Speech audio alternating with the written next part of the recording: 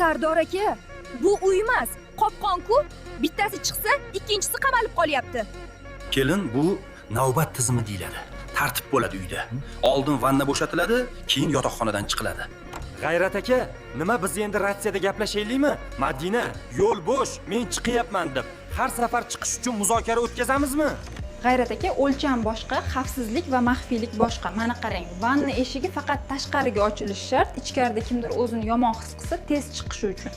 Shahloxon, ammo boshida metrim meni aldamagan edi. Metr emas, mantiq aldayapti G'ayrat aka.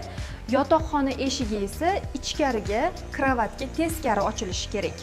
Spalni koridor eshigidan ko'rinib qolmasligi uchun hozir yagona yechim yotoqxona eshigini 20 sm surib, yo'nalishini ichkariga o'zgartiramiz. Azizlar, remontni ustadan emas, loyihadan boshlang. Qo'lingizda eshiklar qayerga ochilishigacha chizilgan aniq proyekt bo'lmasa, buzib tuzatishga va 2 barobar xarajatga mahkumsiz. Bitta noto'g'ri eshik shuncha muammo. Keyingi safar bundan ham jiddiyroq xatolarni ko'rib chiqamiz.